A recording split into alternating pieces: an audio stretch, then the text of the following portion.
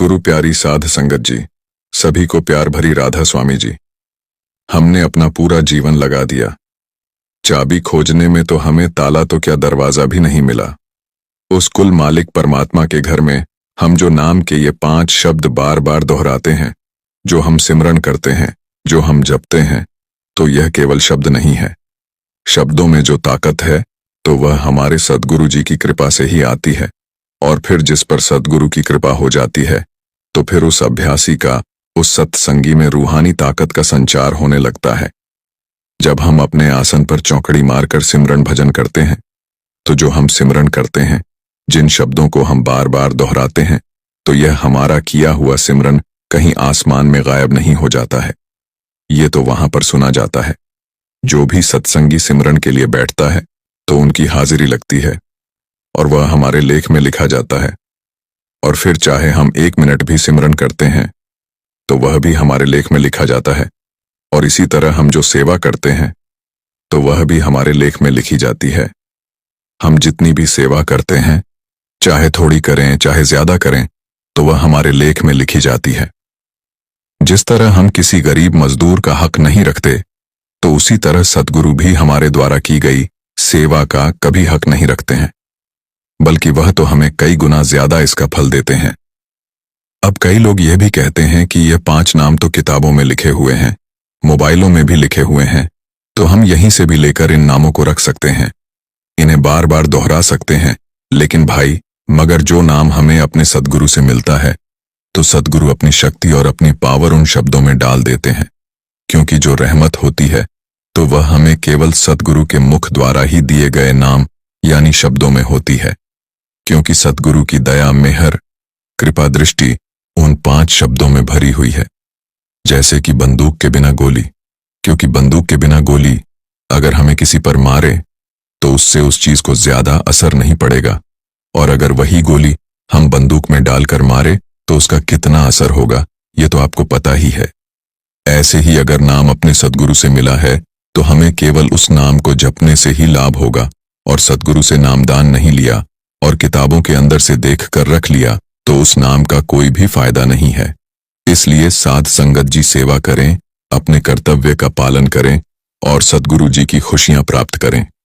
ऐसे ही एक दिन सद्गुरु के प्रोग्राम में गया हुआ था, मगर उस दिन सत्संग में बहुत ही कम संगत पहुंची थी।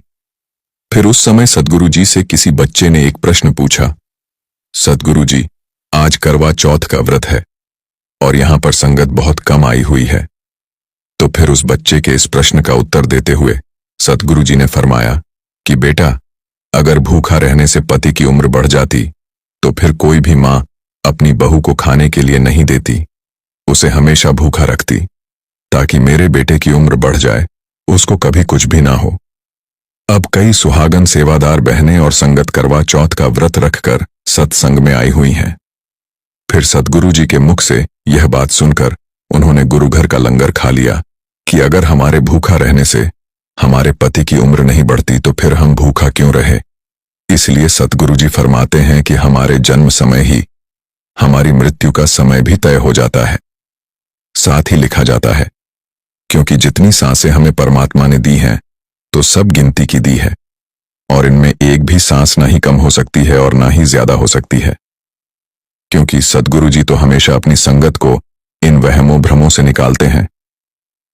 सद्गुरु जी कहते, ज्यादा घर से बाहर नहीं जाती थी, तो फिर उनके बुजुर्गों ने यह त्योहार, यह तीज त्योहार बना दिए थे, इसलिए कि औरतें अपने परिवार से मिलेंगी, अच्छी तरह से तैयार होंगी, कुछ देर सब इकट्ठे बैठकर बातें वगैरह करेंगी, कुछ अपनी सुनाएंगी, कुछ उनकी सुनेगी।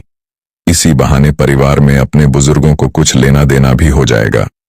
इसीलिए बुजुर्गों ने यह त्योहार बना दिए थे। लेकिन हमने उन त्योहारों का कुछ अलग ही मतलब निकाल दिया है। आजकल तो औरतें त्योहार के नाम पर बहुत पैसे खर्च कर देती हैं, कपड़ों पर और मेकअप पर, और जहां पर सद्गुरु का दरबार लगता है और सत्संग होता है, जहां पर सद्गुरु जी खुद आकर बैठते हैं, तो वहां पर तो सदा अमृत की वर्षा होती है।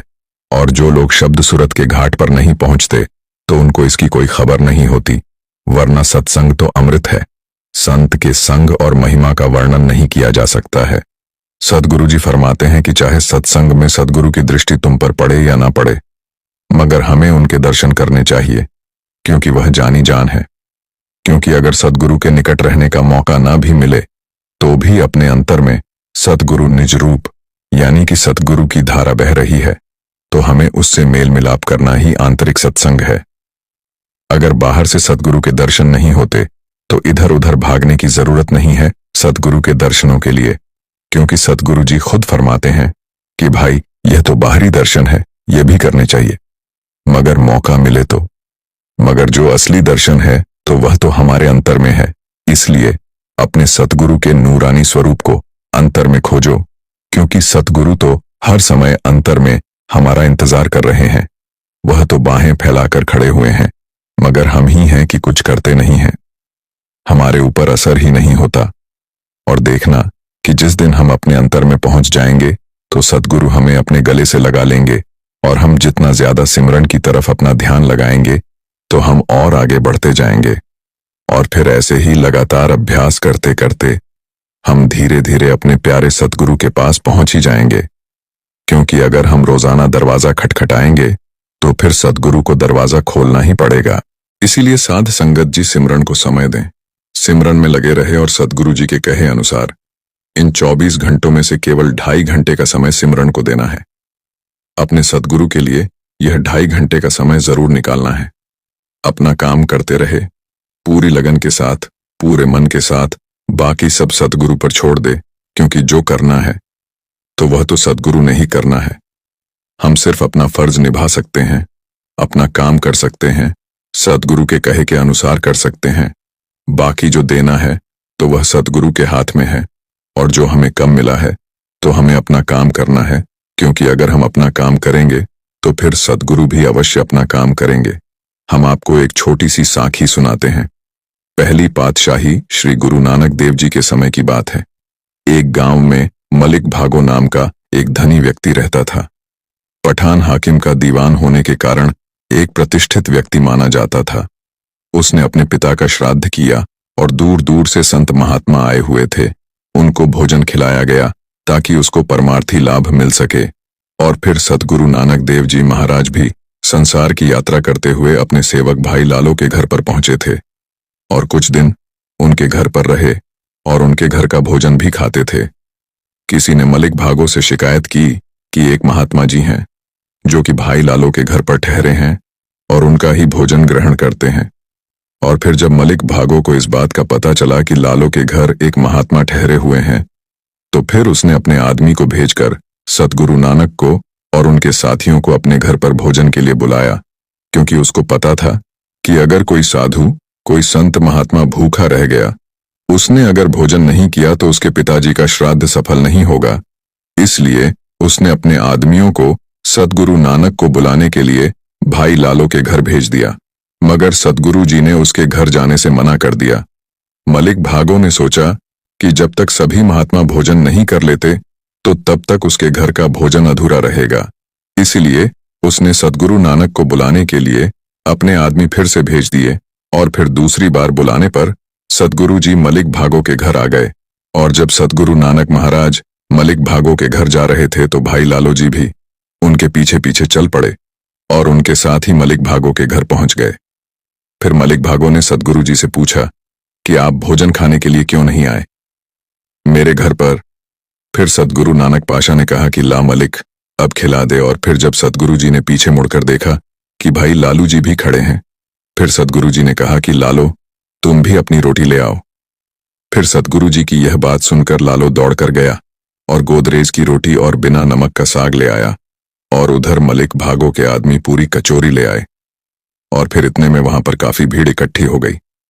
सतगुरु जी ने अपने दाहिने हाथ में घोड़े की रोटी और लूना साग लिया और बाएं हाथ में पूरी कचौरी ली और सबके सामने उनको निचोड़ा। तो फिर लालो की रोटी से दूध निकला और मलिक भागो की कचौरी से खून निकला। फिर सतगुरु जी बोले कि मलिक देख, मैंने तेरा भोजन क्यों नहीं किया, क्योंकि यह भोजन नहीं, लोगों का खून है। असली भोजन तो हमेशा भाई लालो के घर होता है। बिना नेक कमाई के परमार्थ में कामयाबी नहीं मिलती है। और फिर सतगुरु जी इतना कहकर अपनी आगे की यात्रा पर निकल पड़े।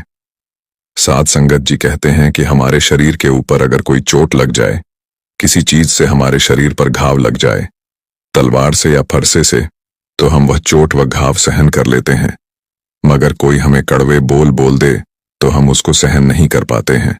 जैसे कहते हैं ना कि चोट का घाव भर सकता है, मगर बोली का घाव कभी नहीं भरता है।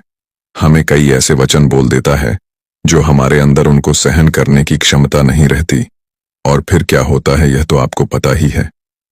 एक उपद्रव खड़ा हो जाता है। इसीलिए तो कहते हैं कि जो सद्गुरु का सच्चा शिष्य है तो वह लोगों के कड़वे वचन सहन कर लेता है। वह इन कड़वे वचनों की, कुटिल वचनों की चोट सह लेता है, मगर वह कभी किसी को पलटकर जवाब नहीं देता है। जो सद्गुरु का सच्चा शिष्य होता है, जिसको सद्गुरु से प्रेम होता है, पास गुरु में दास, ऐसा शिष्य तो भाई, क्या हमारे में से ऐसा सद्गुरु का सच्चा शिष्य है? अपने आप से जरा विचार करके देखो कि क्या कभी ऐसा हुआ है कि किसी ने आपसे कुछ कहा है और ऐसे कुटिल वचन बोल दिए हैं, कड़वा बोल बोल दिया है, अपशब्द बोल दिया है, और जिससे हमारे अंदर गहरी चोट लगी हो, तो हमें बहुत बुरा लगा हो, और फिर हमने उसका पलटकर जवाब ना दिया हो? तो ऐसा तो हो ही नहीं सकता कि हमने उसको पलटकर जवाब ना दिया हो, क्योंकि भाई हम एक बार खाए बिना रह सकते हैं, मगर किसी को वापस जवाब दिए बिना रह नहीं सकते हैं। हमें अंदर चैन ही नहीं मिलता कि इसने मुझे ऐसी बात की तो क्योंकि मैं भी इसे अभी सुनाता हूं, और फिर हम उसे उसी वक्त पलटकर जवाब दे देते हैं। क्यों? क्योंकि हमारे अंदर सहन शक्ति की कमी है, अंदर सहन शक्ति नहीं है। तो भाई एक बात को तो याद रखना कि सद्गुरु जी कहते हैं कि हम किसी को अगर कड़वा बोल बोलते हैं, अपशब्द बोलते हैं, तो यह हम अपना कर्म बढ़ा रहे हैं और कुछ नहीं है।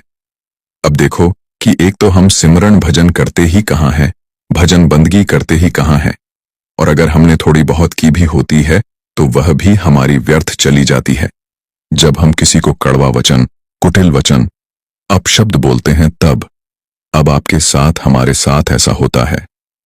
जरा विचार करो कि जब हम किसी के साथ जब दुर्व्यवहार करते हैं, जब किसी से हम जोर जोर से चिल्ला चिल्ला कर बात करते हैं, पूरे क्रोध में आकर जब हम बात करते हैं, तो हमारा मानसिक संतुलन बिगड़ जाता है और हमें कुछ पता नहीं चलता क्रोध में कि हम क्या बोल रहे हैं। हमें समझना चाहिए कि हमें कभी किसी को ऐसे शब्द, ऐसी बात बोलनी नहीं चाहिए जिससे किसी को गहरी ठेस पहुंचे, जिससे किसी को बुरा लगे और उसके अंदर गहरा घाव कर जाए। कोई अपशब्द बोल दे, कोई कड़वा वचन बोल दे, हमारे अंदर घाव कर जाए और फिर हम उसको पलटकर जवाब ना दे। तो भाई ये तो सद्गुरु के सच्चे शिष्य की निशानी है, सच्चे गुरुमुख की निशानी है, सद्गुरु के प्यार की निशानी है। क्योंकि जो नामधारी है, जो सत्संगी हैं, तो उनको तो ऐसी बातों पर कभी ध्यान देना ही नहीं चाहिए, क्योंकि बार बार सद्गुरु जी सत्संग में फरमाते हैं कि अगर हमें कोई कड़वा वचन बोल दे, कुटिल वचन बोल दे, तो हमें कभी उसका पलटकर जवाब नहीं देना चाहिए, क्योंकि अगर कोई अपशब्द बोल रहा है तो वह अपने कर्म बढ़ा रहा है। हमें चुप रहना है। जो ऐसा करते हैं तो वह होते हैं सद्गुरु के सच्चे सेवक। खोद खाद धरती से काट कूट बने रहे, कुटिल वचन साधु सहे दूजे सहा ना जाए। वह व्यक्ति जो साधु है, यह नहीं कि भगवे कपड़े पहन लिए और साधु बन गए। नहीं, साधु वह है जिसने अपने मन को साध लिया है, अपने मन को अपने वश में कर लिया है, और दूसरों के कुटिल वचन सुनकर भी जिसके अंदर किसी को भी पलटकर जवाब देने का मन नहीं होता, जो पलटकर जवाब नहीं देता, जो सहन कर जाता है, तो वह होता है सच्चा साधु। वह है सतगुरु का सच्चा शिष्य, वह है सतगुरु का सच्चा सेवक जो यह करता है। अब हमारे में से कोई भी व्यक्ति ऐसा नहीं होगा कि जो पूरे दिन में कम से कम 10 बार 12 बार लोगों को पलटकर जवाब ना देता होगा। कोई भी नहीं है ऐसा। अब यहां पर हमें यह समझाया जा रहा है कि हम नामधारी हैं, हमें सतगुरु से पवित्र नाम मिल चुका है, और हमारे सतगुरु के यह वचन है कि किसी भी हाल में हमें किसी को उत्तर नहीं देना है, पलटकर जवाब नहीं देना है। अब जैसे मान लो कि आपको किसी ने कुटिल वचन बोल दिए, अब उसने जानबूझकर कहा है या फिर अनजाने में, तो ये तो वह जाने, मगर आप तो जानते हैं ना, आपको तो पता है कि ऐसे बोलने से हमारे कर्मों को बढ़ता है, हमारे कर्म बढ़ते हैं, और हमारे सद्गुरु पर उंगली उठती है कि देखो उनका यह शिष्य है, खुद खाद धरती है। अब देखो कि अगर सहन शक्ति की बात की जाए तो महान लोगों के अंदर जो सिद्ध पुरुष है, जो महापुरुष है, तो वह हर चीज सहन कर लेते हैं। उन्हें कोई फर्क नहीं पड़ता कि कोई क्या कह रहा है, वह ध्यान ही नहीं देते हैं। अब ऐसे ही जैसे यह धरती है, ये कितनी विशाल है, और इसकी क्षमता देखो कि हम इस पर क्या क्या नहीं करते। खुदाई करते हैं तो खुदाई करते समय धरती को कितना कष्ट होता होगा। कभी सोचा है कि कितना कष्ट होता होगा। कितने कितने बड़े बड़े गड्ढे हम कर देते हैं, मगर देख लो कि फिर भी वह नाराज नहीं होती। वह सब कुछ सहन कर लेती है, और सहन करने के बाद उसका गुण देखो कि वह हमें फल सब्जियां देती है। पता नहीं हमें क्या क्या देती है, और अगर इस तरह से हम बन जाएं तो फिर हम ऐसा क्यों नहीं बन सकते हैं। क्योंकि जो सद्गुरु के प्यारे शिष्य हैं, जो सद्गुरु के प्यारे हैं, तो वह तो कभी किसी को पलटकर जवाब नहीं देते हैं और कुटिल वचन नहीं बोलते हैं। खुद तो धरती से बाहर शहर बन रहे कूट शब्द तो हर जन सहे दूजे सहे ना जाए, खुद का मतलब है कि जो हम पैरों से रोकते हैं। अब देखो कि धरती में यह क्षमता है कि वह पैरों की रौंद को सहन कर लेती है। अब जैसे कहते हैं ना वनराज, यानी कि वनराज में यह शक्ति है कि जब नदी में बाढ़ आती है तो तब वह उसका सामना करता है और बाढ़ आने से रोक लेता है। तो इसी तरह जो सद्गुरु के सच्चे शिष्य हैं, तो केवल उनके अंदर ही ऐसी क्षमता है कि वह दुर्वचन सहन कर लेते हैं और लोगों को इसका कोई उत्तर नहीं देते। हम भी ऐसा कर सकते हैं अगर हमें अपने सद्गुरु से प्रेम है, तो वैसे नहीं। शीतलता तब जानिए। समता रहे समय पंख पछाड़े, निर्भय रहे शब्द न दुख जाए। अब देखो कि नामदान लिए हुए हम सभी को काफी समय हो गया है, मगर कभी विचार किया है कि केवल सिमरन भजन की बात की जाती है, और देख लो कि हम सिमरन भजन भी नहीं करते हैं। तो कहते हैं कि भक्ति के बहुत सारे अंग हैं, तो उन सभी अंगों पर ध्यान देना चाहिए। और यह शब्द है ना, तो कहते हैं कि ऐसी कड़वी बोली है। यह एक भक्ति का अंग है, क्योंकि मीठी बोली सभी को पसंद होती है। तो फिर हम कड़वा क्यों बोलते हैं, मीठा बोले।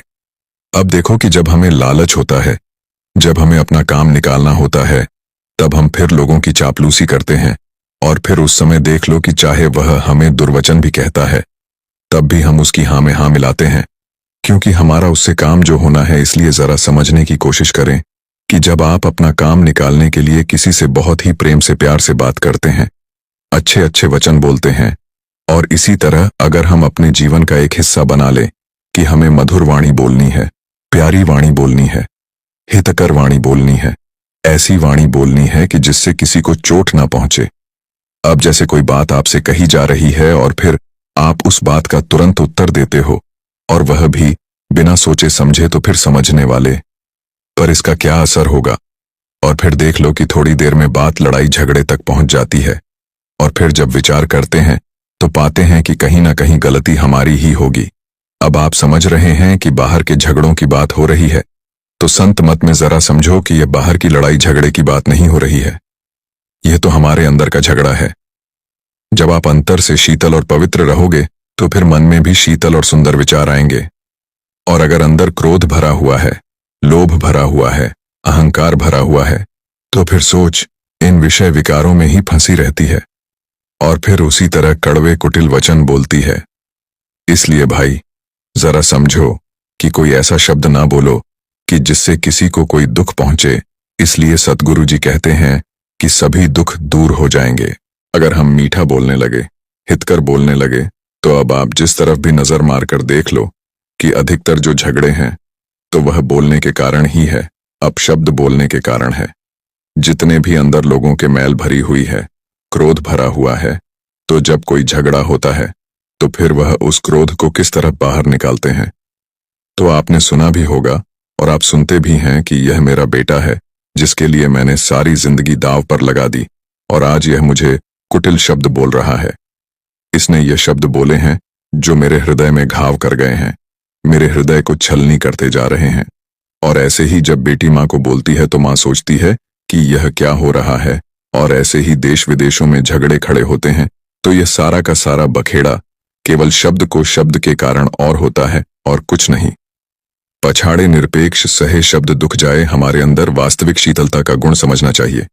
जब हम मान और अपमान की भाषा भूल जाए, सब कुछ भूल जाए, और हमारे अंदर समतल यानी कि एक समान भाव आ जाए, चाहे कोई भी हो, चाहे कोई भी हो, फिर चाहे कोई अमीर हो, गरीब हो, अपाहिज हो, सुंदर हो, कुरूप हो, चाहे किसी ऊंची जाति का हो, चाहे किसी नीची जाति का हो, प्रेम भरा वचन बोले, ऐसा हो जाए, समता हो जाए, समान रूप से सभी के साथ ऐसे प्रेम भरे वचन बोले और निरपेक्ष हो जाए।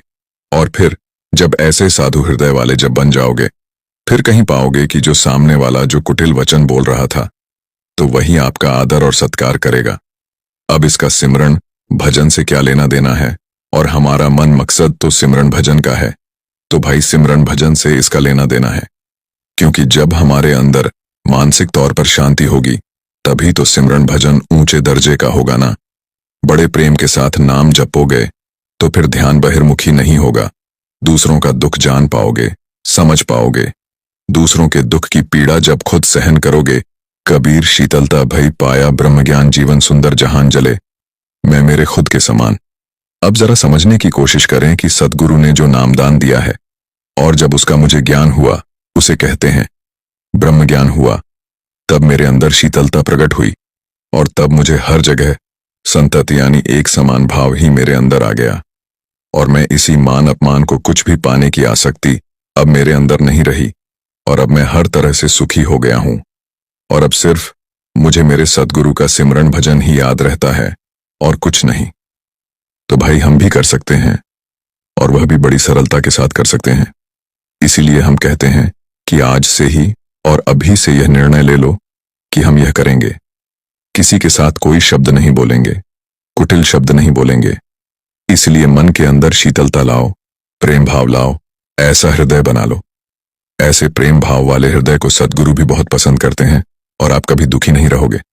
साध संगत जी, रात को दिन, सो यह प्रकृति बदलती है, रोशनी प्रकृति है।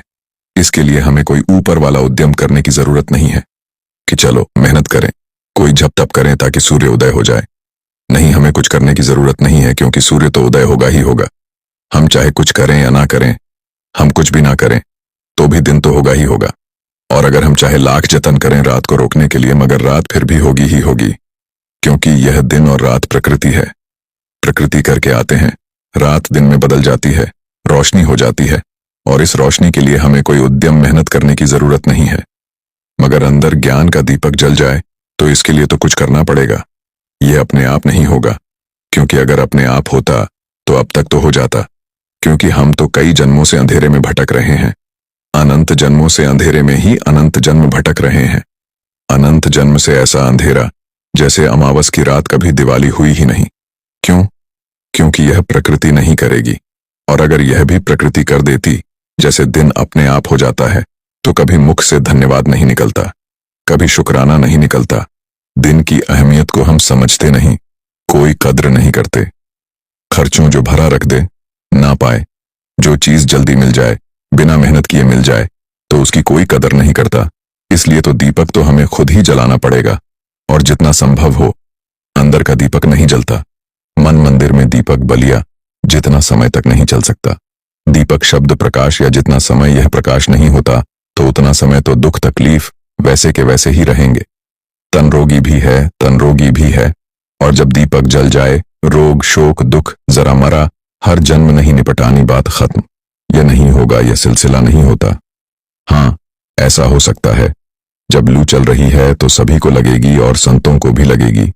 कोई बाहर ऐसी बीमारी फैली है, हो सकता है उसकी लपेट में तन आ जाए तो जल्दी ठीक हो जाए। उस रोग को मनुष्य ने खुद जन्म दिया है।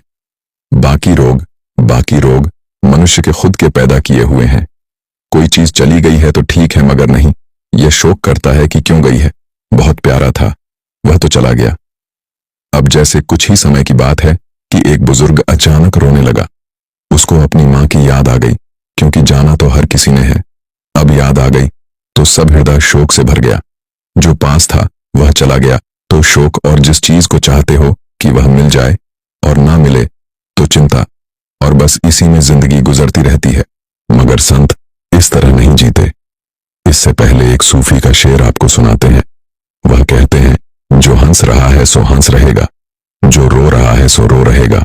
सुकून एक कदम से खुदा खुदा कर, जो कुछ के होना है वह हो रहेगा। किस चक्कर में पड़े हुए हो माय होनहार सो हो, यह वह तो होता है। जो कुछ मिला है वह तो एक दिन बिखरेगा। जो कुछ भी हमें प्राप्त हुआ है तो वह चला जाता है। जो संजोग बने हैं टूटते हैं। माय होनहार सो होइए, जो कुछ होना था सो हो रहेगा। जो होगा वह तो होकर रहेगा, हमारे रोकने से नहीं रुकेगा। हाँ, तुम मन को सोगी कर सकते हो, यह तेरी मर्जी है। यह मिलन है कि नहीं? मिलन माई होनहार, सो होइए। अगर तुझे मिलन होगा तो मिलकर रहेगा, मिल जाएगा, और अगर नहीं मिलन होगा तो नहीं मिलेगा। चिंता क्यों करता है? क्यों? चिंता को तो मनुष्य खुद जन्म देता है, शोक को तो मनुष्य खुद जन्म देता है, और तन में रोगों को मनुष्य खुद जन्म देता है। अगर मान ले कि तन में रोग परमात्मा पैदा करता है, मन में रोग और चिंता परमात्मा पैदा करता है, फिर वह आनंद, वह स्वरूप नहीं हो सकता। वह फिर करीम और रहीम नहीं हो सकता। वह फिर करुणा का सागर और दयालु और दया का घर नहीं हो सकता। ना फिर उसके रोग आते हैं। वह तो नामो सोग हरता, वह तो रोग को हरने वाला है, ना मोह रोग हरता, ना मोह राग रूप। वह तो राग रूप है, आनंद है। वह तो रोगों का नाश करने वाला है। पर मैं रोगी क्यों हूं? मैंने कभी शरीर के नियमों को समझने की कोशिश ही नहीं की। शरीर तो बदलता है, शरीर तो बाकायदा नियम पूर्वक था, और मैं तो इसको बेनियम के साथ बरतता रहा। मन में शोक और चिंता मेरा अज्ञान और नासमझी है, क्योंकि रोग और शोक के लिए वह परमात्मा जिम्मेवार नहीं है, मैं खुद जिम्मेवार हूं। मेरे पास अनंत खुशी है, और यह परमात्मा की दी हुई है, उसकी बख्शीश है, उसकी रहमत है। पर मेरे पास तो रोग और शोक है। इसका कर्ता धर्ता मैं ही हूं, और अगर इसका कर्ता धर्ता परमात्मा है तो फिर तो सारी बात ही खत्म हो जाती है। फिर तो जप तप करने की जरूरत ही नहीं है। अब हम अर्ज कर रहे हैं कि दुख का मूल कारण अज्ञान अंधेरा है, तो फिर यह अंधेरा कैसे जाएगा, कैसे दूर होगा? बाहर चाहे रोशनी है, मनुष्य की मर्जी है, अंधेरा कर सकता है। घर के दरवाजे बंद कर दे, रोशनदान बंद कर दे और सभी पर्दे उतार दे, फिर चाहे बाहर कड़कती धूप हो, रोशनी हो, मगर उसके कमरे में अंधेरा होगा। सूर्य की किरणें मनुष्य रोक सकता है, वह कमरे में नहीं आ सकती। जैसे किरण दरवाजे पर दस्तक देती है, दीवारों पर भी दस्तक देती है, रोशनदान पर भी दस्तक देती है, किरणें सभी जगह पर होगी। कोई रास्ता नहीं अंदर जाने का। रोशनदान के द्वारा कोशिश करेगी, दरवाजे के द्वारा कोशिश करेगी, खिड़कियों के द्वारा कोशिश करेगी, मगर मनुष्य ने पर्दे लगा रखे हैं। खिड़कियां बंद, दरवाजे बंद, रोशनदान बंद। मगर किरण बड़ी दयालु है, सूर्य बड़ा दयालु है, उसकी किरणें दरवाजे पर पड़ती रहेंगी। इसी तरह कहते हैं कि परमात्मा भी मनुष्य के दरवाजे पर खड़ा है, पर मनुष्य दरवाजा खोलता ही नहीं है। एक बार पहली पातशाही श्री गुरु नानक देव जी महाराज दरवाजे पर दस्तक देते हैं और अंदर से आवाज आई, कौन? फिर सदगुरु जी बोले कि लालो दरवाजा खोल, नानक आए हैं। देखो, सदगुरु नानक का दरवाजा देवते खटखटाते हैं और सदगुरु नानक लालो का दरवाजा खटखटा रहे हैं। इसी तरह भीलनी ने कभी सपने में भी नहीं सोचा होगा कि मेरी झोपड़ी का दरवाजा कोई खटखटाएगा, मगर देख लो, खटखटा रहे हैं। भीलनी बोलती है, कौन? आवाज आई, राम राम, दरवाजा खोल। इसीलिए यकीन जानो कि हर एक के द्वार पर राम जी खड़े हैं, हर एक के द्वार पर सदगुरु खड़े हैं, मगर मनुष्य दरवाजा ही नहीं खोलता। हर एक के द्वार को किरणें छू रही हैं, सूर्य की हर एक खिड़कियों को छू रही है, दीवारों तक को भी छू रही हैं। कोशिश कर रही हैं कि शायद छत के द्वारा ही कोई रास्ता मिल जाए। छत पर पड़ रही है, पूरे मकान पर पड़ रही हैं। कहीं से कोई रास्ता मिल जाए, हम अंदर प्रवेश कर जाएं। इसी तरह परमात्मा तो चाहते हैं कि कोई मनुष्य रास्ता तोड़ दे, इसे सुख मिल जाए, आनंद मिल जाए। देखो, परमात्मा ने कितने अवतार भेजे, पता नहीं कितने ही संत भेजे, तरह तरह के पैगंबर, पीर गुरु भेजे कि यह मनुष्य किसी के लिए तो दरवाजा खोले। और देखो कि मनुष्य ने अपने द्वार ईसा के लिए भी बंद ही रखे, मूसा के लिए भी बंद ही रखे। मनुष्य ने अपने हृदय के द्वार राम के लिए भी बंद ही रखे और कहा राम को कि तुम हमारे घर से निकल जाओ, वनवास हमारे घर से निकल जा। क्योंकि मनुष्य की तो पूरी कोशिश है कि परमात्मा को घर से निकाल दूं, मगर ऐसा नहीं होना चाहिए। अब एक कमजोर मनुष्य, बहुत कमजोर मनुष्य, शरीर करके भी कमजोर, धन की तरफ से भी कमजोर, बुद्धि के कारण भी कमजोर, कमजोरी ने चारों तरफ से घेरा हुआ है।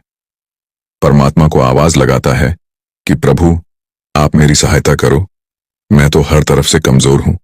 और परमात्मा दयालु है, परमात्मा इंसाफ है, परमात्मा निर्भय है, परमात्मा निर्भय है, परमात्मा समदृष्टि है, परमात्मा प्रेम का सागर है। ये पुकारता है एक ताकतवर, एक शक्तिशाली दरवाजे बंद करता है कि परमात्मा भूल कर भी मेरे पास ना आए। मैंने बेईमानी करनी है, ठगी करनी है, चोरी करनी है, करोड़ों का घपला करना है, भ्रष्टाचार करना है, और अगर तुम आ गए मेरे घर तो फिर मैं यह कैसे करूंगा? एक ताकतवर मनुष्य, एक शक्तिशाली मनुष्य ध्यान से समझना परमात्मा के लिए सभी रास्ते बंद कर देता है कि नहीं आना, नहीं आना चाहिए, मुझे तेरी नहीं जरूरत। क्यों? क्योंकि अगर यह आ गया तो यह भ्रष्टाचार नहीं कर सकता, यह हिंसा नहीं कर सकता, सभी बुरे काम नहीं कर पाएगा। अगर करेगा तो परमात्मा के लिए दरवाजे बंद करके ही कर सकता है। अब आप कहेंगे कि परमात्मा के लिए दरवाजे बंद किए जा सकते हैं, क्योंकि अगर सूर्य की रोशनी के लिए दरवाजे बंद किए जा सकते हैं तो परमात्मा के प्रकाश के लिए भी दरवाजे बंद किए जा सकते हैं। इतना बड़ा सूर्य हजारों गुना जमीन से बड़ा, सारे ब्रह्मांड को रोशनी देने वाला, और मैं यह दुआ करूं कि यह सूर्य चाहे तुम कुछ भी करो संसार में, मगर मैं तुम्हें अपने कमरे में नहीं घुसने दूंगा। दरवाजे बंद, खिड़कियां बंद, रोशनदान बंद, पर्दे मैंने लगा दिए हैं, तुम नहीं आ सकते। मगर वह इतना दयालु है, इतना दयालु है, मानता है जैसे रूठे हुए बच्चे को माता मनाती है, जैसे रूठे हुए बच्चे को पिता मनाता है, और रूठता भी वही है जिसको मनाने वाला हो। और कभी यतीम बच्चे नहीं रूठते क्योंकि मनाने वाला ही नहीं है, इसलिए वह नहीं रूठते। सतगुरु नानक जी, मैंने भी किसी से पूछा कि जगह जगह पर भाई मर्दाना जी रूठ क्यों जाते हैं, तो आप जी ने कहा कि भाई मनाने वाला है, कोई मनाने वाला है, मान करके रूठता है कि मेरे माता पिता मेरे साथ हैं, मेरा सतगुरु मेरे साथ है, रूठ पड़ता है। और देखो कि सतगुरु जी मनाते भी हैं, समझाते भी हैं उसको। अब यतीम बच्चे कभी नहीं रूठते हैं, कभी बेवा नहीं रूठती। क्यों? क्योंकि मनाने वाला नहीं है। कोई मनाने वाला हो तो फिर रूठे मनुष्य रूठता है। दरवाजे बंद किए हुए हैं। हर एक मनुष्य के हृदय के दरवाजे पर परमात्मा खड़े हैं, दूर नहीं है, पास ही खड़े हैं। हर एक के दरवाजे पर किरणें दस्तक दे रही हैं। कोई सूर्य दूर नहीं है, दरवाजा बंद है। फिर इतनी तो बदकिस्मती है, सूर्य की किरण के लिए मनुष्य दरवाजा खोल देता है, परमात्मा के गुण रूपी किरणों के लिए, हृदय के लिए द्वार नहीं खोलता। जैसे सूर्य किरणों के द्वारा रोशनी बांटता है, परमात्मा गुणों के द्वारा हृदय में प्रकाश करता है। हर गुण प्रभु रूपी सूर्य की किरण है। सब गुण तेरे, मैं नहीं, गुण सभी उसी के हैं। किसी के पास एक दो गुण है तो समझ लेना कि दीवार में कोई छेद था, कोई सुराख था, तो उधर से कोई किरण प्रवेश कर गई। एक दो गुण है, और अगर कहीं इसने रोशनदान खोल दिया तो गुण थोड़े से बढ़ गए हैं। कभी हम इनको भक्त कहते हैं, संत कहते हैं, तो फिर वह सभी दरवाजे खोल देता है, सभी खिड़कियां खोल देता है, सभी रोशनदान खोल देता है कि हे परमात्मा, आपका स्वागत है, आप हर तरफ से आओ। परमात्मा गुण का सागर है, फिर संत भी गुणों का सागर बन जाता है। राधा स्वामी जी